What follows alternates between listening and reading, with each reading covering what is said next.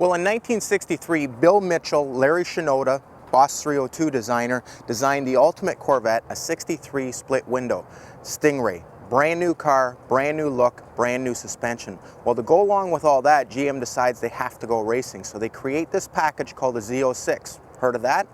Well, the Z06 actually started in 1963, and what it was a big brake package suspension. Usually came with the F40 suspension, always came with the fuel-injected motor. People like Dick Goldstrand, Dick Thompson, Bob Bondron all raced those cars in 1963. They had a great package, but they had a little trouble with a guy named Carroll Shelby. They knew they were going to have some problems, so what they started doing is working on the Grand Sport. By 1964, which is what this car is here, the Z06 was dropped, the RPO option code was dropped. Instead, it was called a J56 brake car, and it was still a big brake car. This car also has the NO3 big tank car. Considering they built 29 J56 brake cars, 39 NO3 big tank cars, this car is probably the ultimate 64 Corvette. Let's take it for a spin.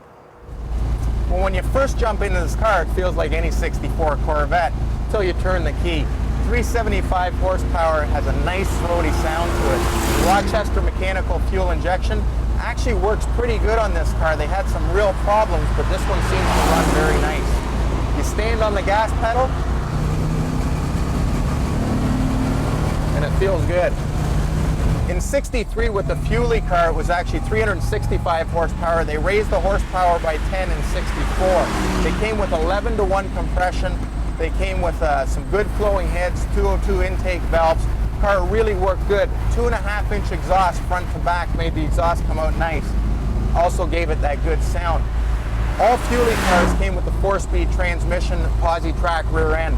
Now the big tank is really a race option. It was just to go longer distance in the races. It adds nothing to the performance, but the J56 brakes gave you a bigger brake, gave you better brakes, and the F40 suspension, you can actually feel the ride is a little stiffer than the 1964 standard Corvette. Now when you get to the S-corners, keep in mind this has got a set of gold line bias ply tires on it, but you can really feel the suspension. It works a little bit better than the stock suspension, and it's a fun car to drive.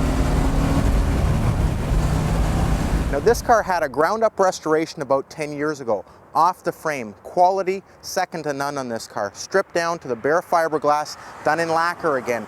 Every piece of chrome has been replated on this car. Every piece of stainless has been polished. The interior, new seat covers, new dash, all the gauges have been reworked. Of course, it's got the fiberglass cover for the 36.5-gallon tank, the correct stickers in the correct places.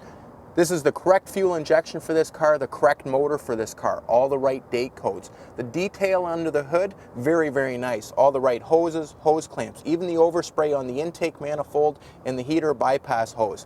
The master cylinder, very rare piece to find for a J56 brake car. They're unique only to those cars. Keep in mind, only 29 of these cars were built. All of the shielding, correct for this car again. The battery, the right radiator, the right hoses, pulleys, clamps. Car is a very, very nicely detailed car. A car of this caliber has to be worth somewhere between $100,000 and $150,000.